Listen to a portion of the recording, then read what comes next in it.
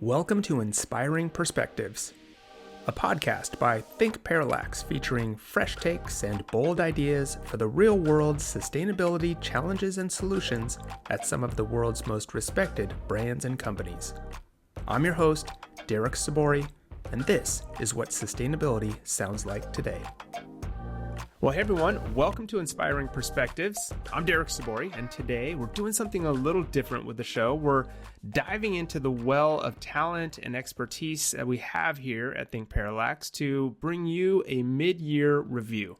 So my guest today is Sheila Ongie, Head of Sustainability here at thinkPARALLAX. Sheila, welcome to the show. Thank you very much, Derek. It's great to be here with you. I'm really excited to have you. This is going to be fun. Before we get too deep, though, I think in today's topic, I'd really love for our listeners to just get to know you a bit. I've gotten to know you. Our team knows you. We know all the great work you've done. But just to add some context on what we're going to talk about today, because you've been in this space for a while, for a minute now, right? So tell us, prior to coming on board here at thinkPARALLAX, what were some of the roles that you had in sustainability? Yeah, you bet. Well, most recently, before coming to thinkPARALLAX, I was at a company called Lush. I worked as their head of sustainability for their North American operations. So some of you may know Lush. Lush is a cosmetics and body care company based in the UK, but they have enormous North American operations. So I oversaw their sustainability team of 6, which included their manufacturing and their retailing of the goods that they produce. That was a fantastic experience. I absolutely love the retail space, and part of that is retail's in my background in a little bit deeper way as well. Over about 7 years, I worked with a company called National Cooperative Grocers, which is a collection of food co-ops, so grocery stores that are owned by their members in the same way that REI is owned by its members. And I was very lucky to be able to get to join that company as their very first sustainability staff, and adopt, implement, and run a sustainability program on the national level for that company for over 7 years, which was absolutely fantastic. I loved working at the intersection of sustainability, food, retail. Retail is really at this exciting space where upstream you've got your suppliers, downstream you've got your customers, and you're really the connection point at retail between those two pieces, sharing stories upstream, sharing stories downstream, and really serving as that nexus. Yeah, you're the bridge between the two of them. It's a great place to be. Exactly. I love that space, and even now, I really enjoy working with service companies, retail companies, etc. In between working as an in-house sustainability person and developing sustainability programs from scratch, I do tend to go back and forth in between that and the consulting world. So this is, I think, my third stint in the consulting world. So very familiar with the, what I love is being able to bring that experience of being in-house. And I know you can relate to this too, Derek, that experience of being in-house and leveraging it with our clients through consulting. So yeah, it's a great opportunity. It's a great opportunity to just gather all that experience and just try to help others who are going through the same thing that you may already have gone through. So that's what we're going to do today. We're going to try to help our listeners here. It's July. We're recording here right in the middle of our mid-year break, our summer reset, which is one of the great perks of working at thinkPARALLAX. But we thought this would be a good time to just take inventory of the things that we've seen since January and hear a little bit from you specifically about what you're expecting before the year ends. We're working with clients of all sizes across a variety of industries. So I think the first thing I want to know from you in terms of kind of looking back at the year, how do you think clients are feeling? Are they optimistic about their programs and the resources they have? Are they feeling a little pessimistic? Are they neutral, right in the middle? What's your sense? That's such a good question. And of course, like you said, we work with such a diversity of clients and a diversity of folks in this industry. It's really hard to attach a single way that everyone is feeling. But I think across the board, what we're seeing is clients are now working even more closely with their legal and their risk teams. So this has brought about really a new way of working for sustainability folks. It's encouraging them, it's prodding them to rethink how they work. It's one of the things that we're seeing is it's creating extended timelines and more cautious communications. So I think, how are they feeling about that? I think in this field of corporate sustainability, change is the only constant. So I think it's somewhat expected. Just that we're always adapting. We're a very gritty, flexible bunch in the corporate sustainability world. On a slightly more pessimistic note, I know that one of the things we're seeing among our clients, among the industry in general, is sustainability folks they're experiencing layoffs on their teams. They're experiencing relaxing of corporate targets in climate and DEI. They're seeing budgets diverted. So I think they're feeling rightly cautious. We're all in this because we care so deeply. We're very driven. We got a lot of soul behind our work. And it can be very easy to be impacted by those, layoffs, relaxing of targets, just by these things that are out of our control on the corporate level. So, it does create a cautious mood among the sustainability crew. So I want to ask you, I want to stay on that topic for a minute, because that almost feels counterintuitive, right? I mean, one thing when you tell people you're in sustainability, they're like, oh, wow, it's such a great space. It's so hot finally, or people will laugh with me because if we've been doing it for a long time, they're like, wow, you stuck with it. And now finally. So we're hearing a lot of emphasis on it. It seems to be everywhere, but you're saying that you're getting a sense that, there's this de-acceleration, right? Companies are maybe taking their foot off the gas a little bit. There's this worry about downsizing. Why do you think that is? What's the balance there? Why are they feeling that way? I think we exist within a very complex system, economically, politically. There's so many factors, that are included in all of these business decisions.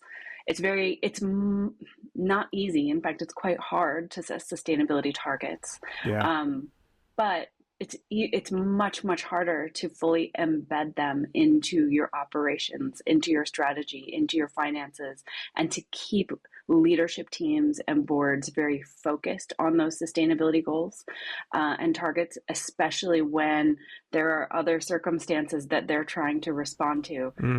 AI is a perfect example of this, and I think we can probably dig into that a little bit in this conversation too, and the way that's creating a little havoc in sustainability targets. It sure is, and I think let's put a pin in that for a second. I'm going to come right to that topic, but I do want to go back as well. You mentioned, legal is getting involved. There are more eyes on sustainability programs. So I think that complicates things. And that was something I think that a lot of us were waiting for, right? We're waiting for the day when the CEO was involved, when the CFO was involved. It was like a dream back then. Now that it's happening, how do you think sustainability professionals are feeling? Is it a blessing or a curse? Did we get what we asked for? What do you think? Yeah, it's both a blessing and a curse. You're right. It's what we've been waiting for. It's a sign that this field has matured and has become a fully valid department within companies, right? That the work that we're doing is valid and can be treated in the same way, in the same rigorous way that financial data is treated. So from that perspective, it's very validating. But from the perspective of, we're experiencing some growing pains.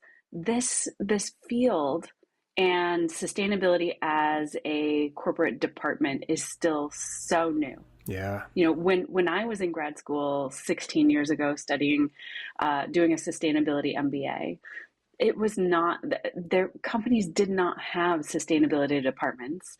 The best companies, at the forefront of sustainability might have had one person, a single sustainability person. So, I would say over the last 2 to 6 years, sustainability professionals have really been in this kind of in-between space of being expected to create results that really require full-scale culture change, full-scale business transformation. And they've been doing it without the resources that it would actually take. And many companies are still there. in that space. But more recently, thanks to some of the regulation that we're seeing, that will soon require companies to disclose more around sustainability in their financial reports and their sustainability statements. We're seeing sustainability having the same rigor and the same weight as financial teams and financial information within companies. And so this just really adds to the growing pains. It's a fantastic thing, like you said, for the emergence of sustainability as a really valid and strategic business function. But we're all learning very quickly, and we're in a field that changes on a on a monthly, on a weekly, sometimes on a daily basis. And that's one of the challenges we're all facing. Yeah. So little by little, we're seeing the integration of sustainability just into business in general happening, but there's going to be some growing pains with that. I think it's interesting too. You mentioned AI. So one of the questions I had for you was, what's really been on your radar? What are you hearing a lot of? What's a buzzword or a concept that just seems to be on everybody's mind? Is it something like AI that might be pushing or could be benefiting sustainability as well? Or what's sort of the hot concept in your mind from what you've seen? Yeah, I think for me, the first half of the year is really exemplified by the AI conversation. We're seeing it, as an extension of last year. It didn't start this year, but it's really an extension of last year. But we're seeing AI cropping up everywhere in conversations, in tools, in services. And that's a reality of the first half of this year. And I think there are reasons to be optimistic, and there are reasons to be very cautious about what AI can offer us. And what I'm seeing is, I think there's one of the really strong pros to AI. What it could offer us is, there's a lot of potential in AI as a tool to provide solutions that actually supercharge efficiency and optimization. As we're faced with enormous challenges to overcome in climate, in energy, in biodiversity, in social impact, in so many areas, that being able to leverage the incredible computing power of AI could truly supercharge some solutions that could get us where we need to be much faster. So I think that's the opportunity and the potential promise of AI in sustainability. But one caution that goes along with that, in the same vein, AI can be used to optimize harmful things. Like we saw ExxonMobil leveraging AI to optimize drilling and increase production by 50,000 barrels a day. Oh, geez. And the byproduct of AI, right? And what's really rising to the surface for me on my radar is just the emissions, the energy use that comes with every prompt. And I find myself writing a prompt just going, oh my gosh, do I really want to hit enter? It's like knowing, that the server space, the power that it generates, it's wild, right? There are consequences that come along with it, along with all those benefits. Absolutely. So and I think, I'm not sure that we as a society really understand yet just how voracious the energy demand of AI is, particularly the training of AI models. So it's absolutely enormous, to the point that what we're seeing as a direct result of that enormous energy demand is that new coal plants and new natural gas plants are now being planned.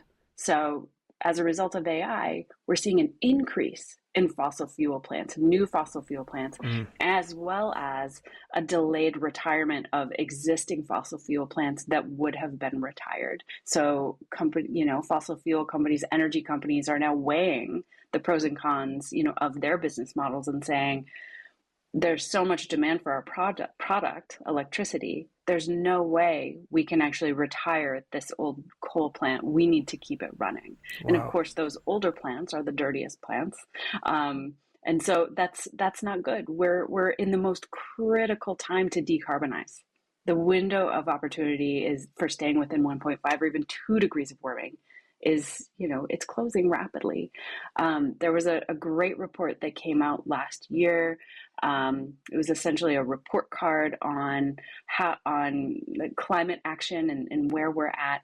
And they found that we actually need to be shutting down or reducing the number of coal plants in operation at a rate that's 7 times faster than we're currently doing it. So we're moving, generally we have been moving in the right direction of, moving toward renewable energy. We've seen rapid scaling up of solar, which is fantastic. But essentially the report card said, we're not doing it fast enough. We need to be reducing use of coal in power plants 7 times faster than we're currently doing. And so now we're faced with this challenge of AI is creating demand, which is actually not helping us reduce 7 times faster than we need to be doing to stay within 1.5 degrees of warming, but actually increasing coal and natural gas power plants. And of course, once they're built, the lifespan of those plants is decades. So they will be in operation for decades. Very complicated, lots to consider. And I think that's what we do in sustainability is just try to look at all of those things, the trade-offs, the pros, the cons, find the balance and make the best decisions. Really tough. One of the upcoming guests that we have on the show is Brittany Pettit. She's an ESG manager over at ServiceNow. And we're talking about a lot about enterprise resource platforms and control, getting a handle around your data and putting AI to work for you, the benefits of it. But some of these trade-offs that you're talking about, I think, are really important to keep in mind. Speaking of, go ahead. Yeah, I was just going to say, we have to look at that full equation. What are the benefits? What are the, and are those benefits so far off in the future that we can't really count them as benefits yet? And what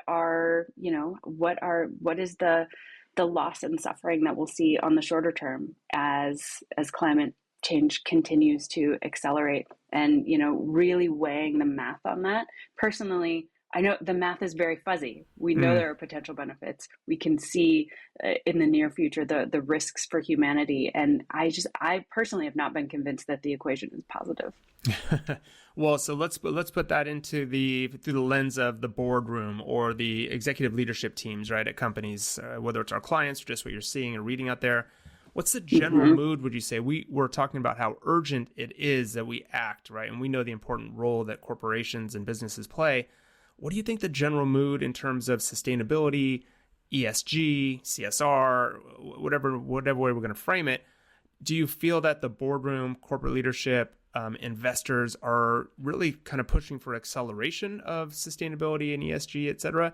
Or are they also sort of backing off? You alluded to this earlier, but I want to kind of look at it specifically from that leadership perspective. What are your thoughts there? I think, it's I know one of your favorite responses, Derek, is it depends. And that is so true in this case as well. It depends on the industry. It depends on the company. It depends on the leadership team. It depends on the board. But I think what I've seen, what I've heard is companies may be a little more cautious about what they're sharing publicly around sustainability and ESG. And that there's a little bit of a shame to that. It's unfortunate that is happening, but I understand why it's happening. Sure. We're in this kind of in between time. So companies they're being cautious about how they're communicating it. But my strong sense is, and from what I've heard, the commitment is still there. Companies are not abandoning their sustainability work generally. There are a few examples where that is happening, but generally we can simply call it by another name.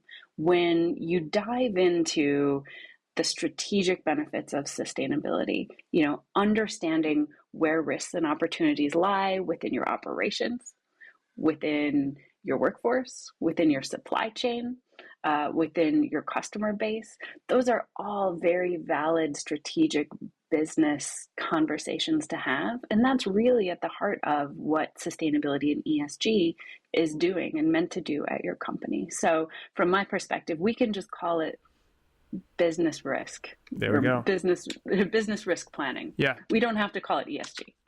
Love it. And I wonder what's driving that. So I hear the same, right, from our clients, from the clients that I work with specifically. They're definitely not backing off. They are going forward. They might be kind of changing their tune a little bit, or underneath the hood, everything is business as normal, right? Sustainability full steam forward, but what they're putting out to the public, maybe a little toned down.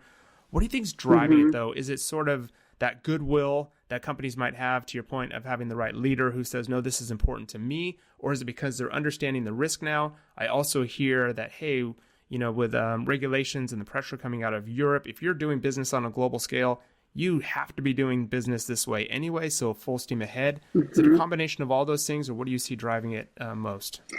Yeah, I think it's a combination of all those things, including that a very significant proportion of the company stakeholders do care about sustainability and ESG issues. Their customers, their employees, especially their employees, and investors as well. There are, I think, in cases where, what's causing companies to be a little more cautious, I think it's that very often that very vocal minority. So companies are in a tough place of trying to manage to that vocal minority who might be upset about the company's priorities versus all the rest of their stakeholders who they know do value and expect the company to be working towards sustainability.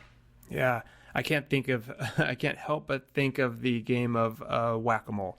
Right, so if you put something out there, you're either going to bring it down so you don't get hit, or sometimes you just got to go, hey, I'm going to put it out there and we're going to get whacked once or twice, but it's all going to be fine. Underneath, all the little moles that are underneath there doing their thing. That's a perfect analogy for working in sustainability, isn't it? Yeah, exactly. I think some of the things we've been talking about feel a little bit heavy, a little bit, oh gosh, there's a lot to consider, maybe a little pessimistic. The math isn't working, you're saying. But is there something, though, that is making you feel more optimistic? Let's flip the script here a little. And what is something that you're like, hey, you know what? I feel really good about this or that. What are those things? Yeah, absolutely. It's, in working in this field, it's always a balance. You have to be deeply aware of what's not working. It doesn't work to approach this field in a Pollyanna-ish way. You've got to fully understand the challenges that you're faced with. But from my perspective, I really, even though I'm pessimistic about the pace of change or the pace of work towards sustainability, really, I am very optimistic about our ability to get there. I think that we as humanity are so creative. I believe that we have the will and the intention to survive as humanity in a positive way where we can all thrive. One of the things that makes me very positive about the future is even though we're not on the trajectory that we need to be on right now to solve climate change or biodiversity or social issues or plastics, we're not on the right trajectory for any of those. However, change is not always linear. We are already seeing nonlinear changes occurring. So positive feedback loops occur when social change kind of builds up slowly over time, and that's the period that we're in with a lot of the necessary changes we need.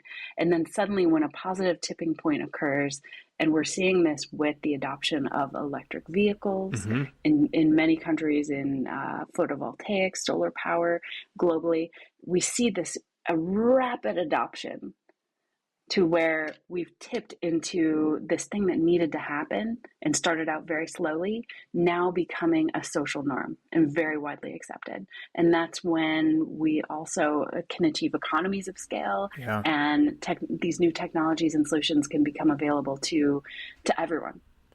And when you step back and look at it, I think from that higher level, from your 20-year perspective, it's a compounding effect, right? So even though it feels like we're thick in the weeds right now, when you step back, you're like, wow, we've made a lot of good progress. We're still, and everything seems to, like you said, the scales perhaps have tipped, full steam ahead.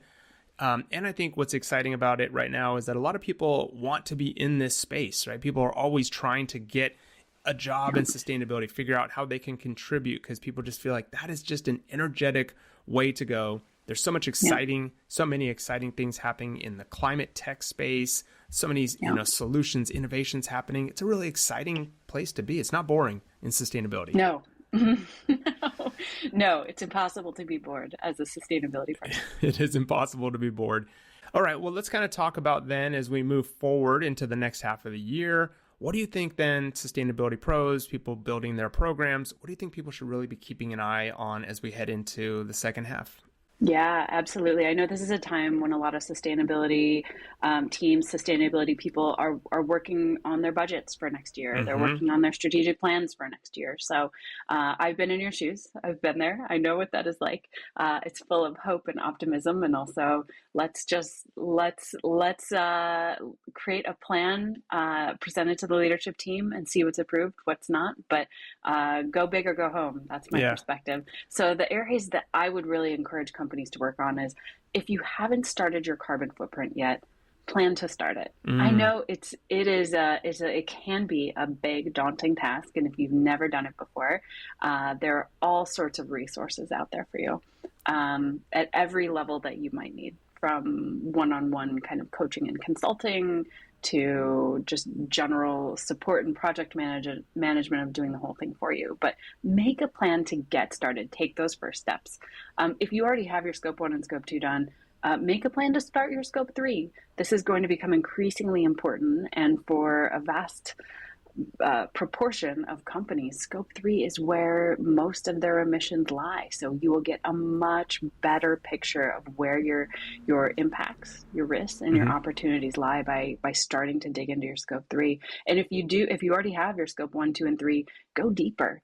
There's always ways to optimize data collection and also accuracy of data. So if you've been relying on industry estimates for your scope 3, find ways to gather more data from your suppliers directly. Mm-hmm. Start building those relationships with your procurement team so that they can be a conduit between between your team and the supplier, and you can get better, more accurate data. Sheila, I want to Yeah. stop. I want to jump on this real quick because I do want to ask you, what do you think it is that holds companies back or individuals back from really diving in and tackling carbon management? Right? I mean, it like you said, there are so many tools out there now. Are people just overwhelmed with it? Do you think they don't know? Do you think they think it's too expensive? They're not going to be able to do it. What's holding people back from managing their carbon footprint? Because, like you said, it's so important. It's very, very important. I think it's a combination of all of those things that you mentioned. If you haven't done it before, I can imagine that it probably feels like a big nebulous black box. You're not sure what's involved, what you're going to need to do, how long it's going to take, how expensive it's going to be. So just that not knowing, and perhaps not having the support of your leadership. Mm. One of the things that I think maybe one of the big misses in our industry is we often talk about carbon accounting and just climate impacts in the sense of disclosures and regulation and reporting and accounting. Mm-hmm. But having this data, having this analysis is also a very important strategic tool for your leadership team and for your board to understand where along your supply chain, or where along your value chain rather, your risks and opportunities lie, is an incredibly important piece of information that can support your short, medium, and long-term strategic planning, especially as we enter into unprecedented times Yeah. where we're seeing more and more climate disasters.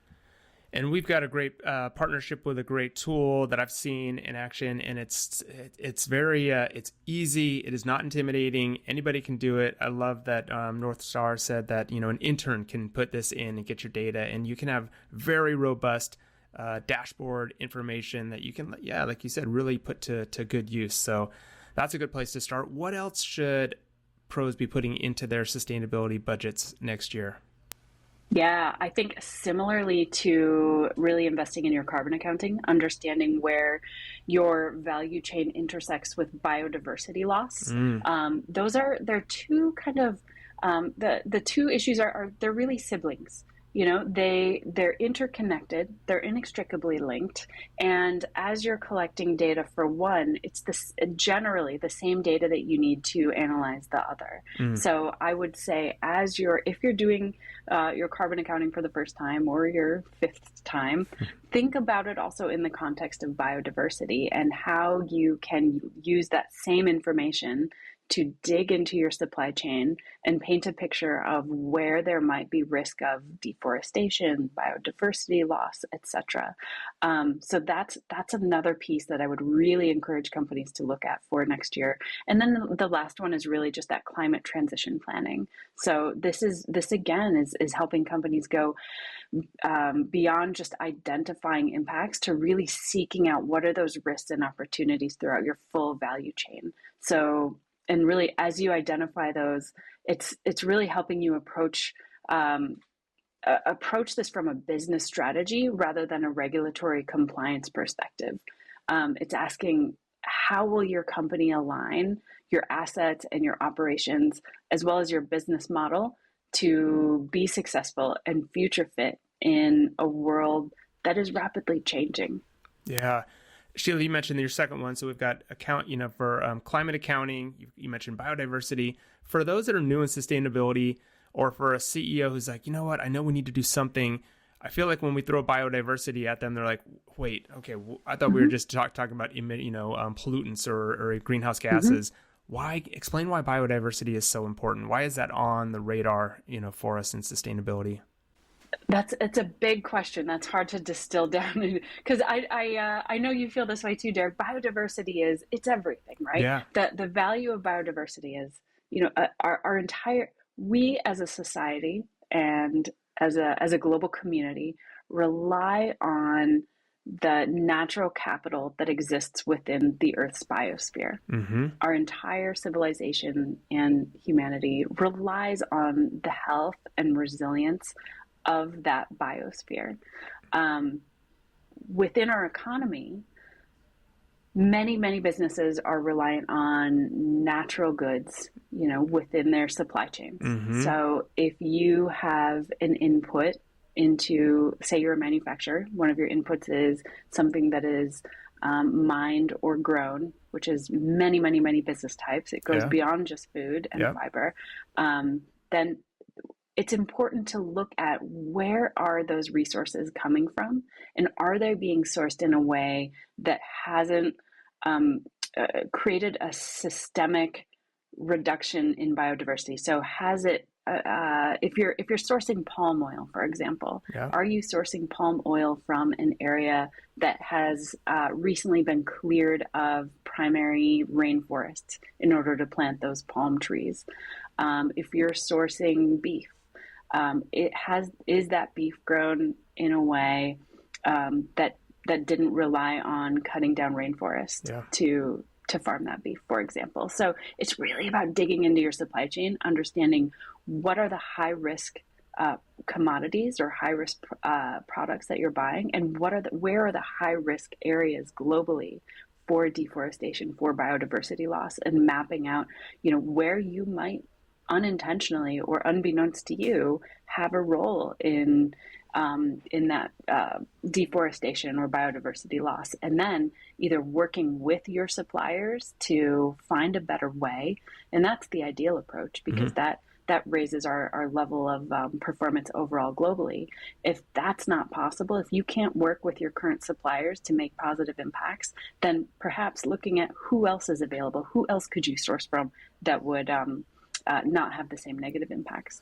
Well, I love that you brought it back to risk, because potentially, if you're not focusing on biodiversity and protecting those natural resources, you're putting your own supply chain at risk, right? So to your point, biodiversity is at the very heart of it. It's the base element that will help ensure that natural capital is there, that we're getting those ecosystem services, that you're getting the natural resources that you need for your own business. So, and we're going to see biodiversity being a huge focus in the second half of 2024.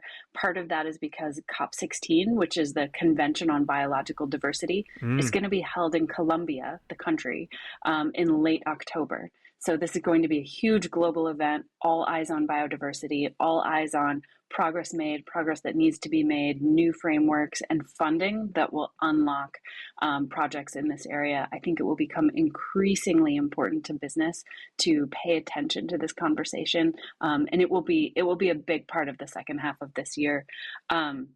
and just building on that, I guess, over 400 companies are already adopting the TNFD, so the Task Force on Nature-Related Financial Disclosures.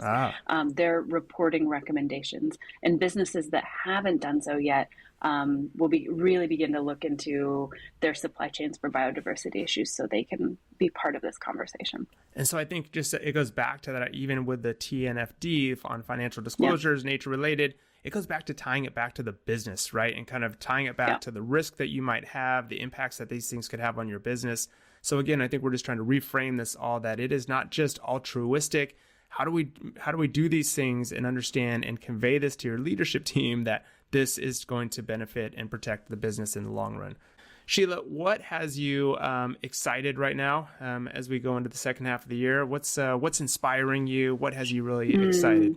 Well, a lot of things, actually. It's in this field, we started off kind of by talking about what's got me down. What are the big things that are concerning, like increasingly concerning right now? And there are a lot of them. But I stay in this field. So many of my colleagues, my clients, we stay in this field because we have this vision of the future that is possible, and we're committed to working toward creating that. Right. So ultimately, for me, I am so fueled by the exciting things that I see, the people coming into this field, and that's kind of what's got me excited right now. And you alluded to this earlier in our conversation, Derek, but I hear from and speak with experienced professionals on almost a weekly basis who have said, I'm going to set aside this 20 years of experience that I've got in marketing or in purchasing or whatever, and I'm going to reinvest in myself and my education and enter the sustainability and climate field.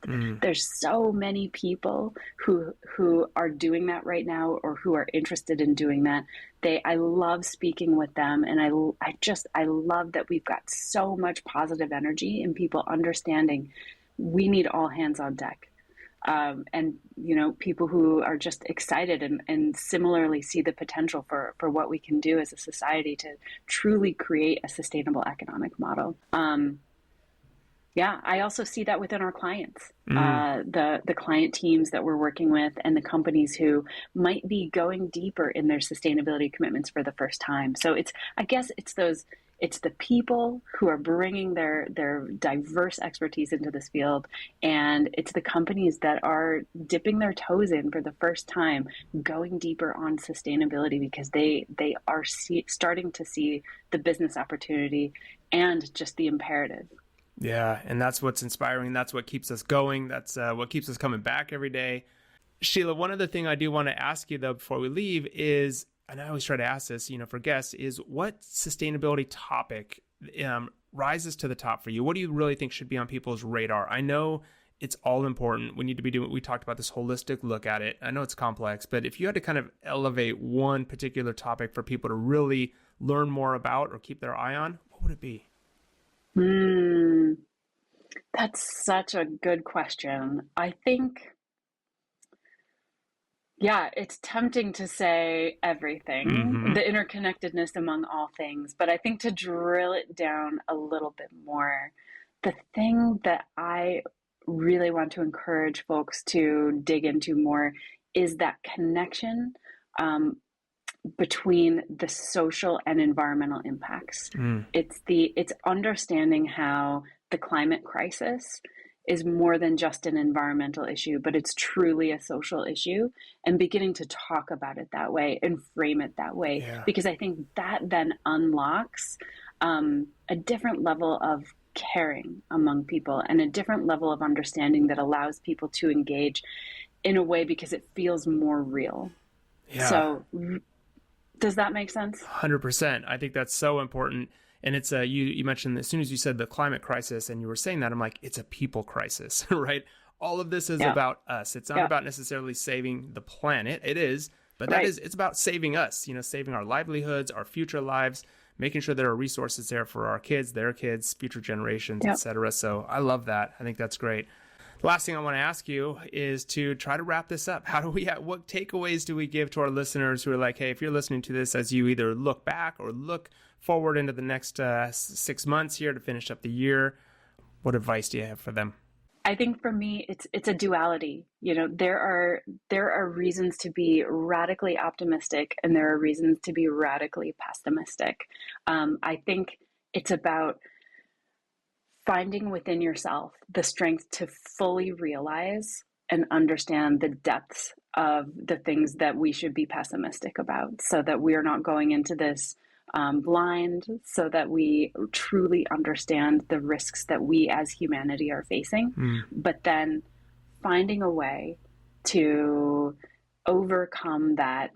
What can produce really, really strong and difficult emotions, finding ways to overcome that and seek out to be thrilled by, to be excited by, to find joy in the things that are going well, in the new people entering the field, the regulations that are going to propel this field forward, just all of the wonderful things that were happening, and just really finding ways to embrace the joy in this moment, which is also a very difficult moment. Yeah, I love that. Embrace the joy. That's a great advice. We'll leave it there. Sheila, thank you so much for taking time today to walk us through this, and maybe we'll check back at the end of the year to see how things wrapped up and what we should expect for 2025 as well. Great. I would love that, Derek. Thanks for being here. Yeah, my pleasure. Hey, thanks for checking out our show today. This show was produced by the team at thinkPARALLAX, a sustainability and communications agency with 2 decades of experience working with companies at every stage of the sustainability journey. We are experts at assessing where a company is today, defining a North Star, and developing a roadmap to get there. If your team needs sustainability guidance or training, or you have a recommendation for a guest or a topic on the show, visit us at thinkparallax.com. We'd love to hear from you.